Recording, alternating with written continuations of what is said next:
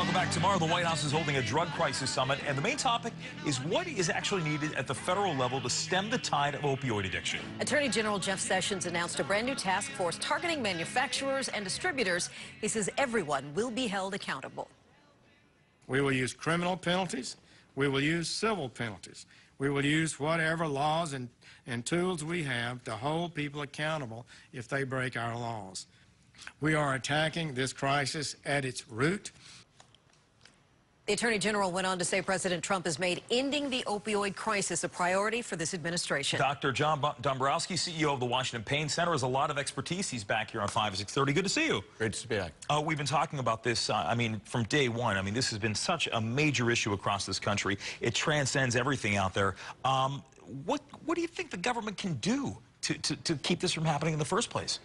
Well, I'm not sure what all the government can do, but they are starting to make some big moves forward. First thing is awareness. We now know that we have a big drug crisis out there, but more importantly, the American Society of Anesthesiology, my organization, is now training anesthesiologists, surgeons, other practitioners on how to write medications more appropriately, what things we can do in the operating room, but then also, if you have a trouble, how to get to an addiction specialist or someone in rehab medicine who then can get you better. You mentioned holding everyone accountable, and I know this has to start from, you know, from the addict all the way up to how they're getting their hands on these prescriptions. What sort of things do you think they need to do to hold people accountable? Well, obviously, the point that we're just listening to was talking more about like the cigarette industry. Sure. What did the industry know and when did they know it? Yeah. Obviously, as a physician, I can't speak to that. That's going to be held out in the courts. But sometimes we as physicians might be told one thing and really the medications do another. But now we clearly, for the past 5 years, have been on mark in terms of how to treat patients more effectively.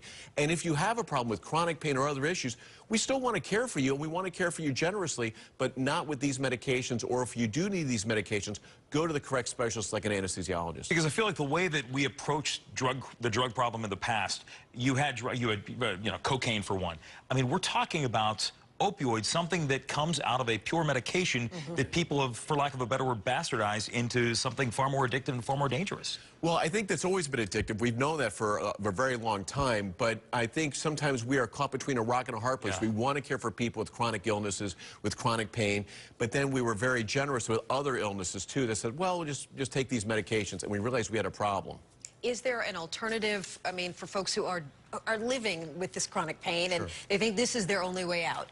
Oh, my goodness. You bet there are. I mean, I can't. It's funny you ask. That's right. It's funny. Exactly. The good news is that with anesthesiologists and the research that we've done for the American Society of Anesthesiologists, we realize certain medications have analgesic properties, injection techniques, implants for pain that we can now do. That's been around, but nowadays we can certainly, make the public more aware, like in this venue.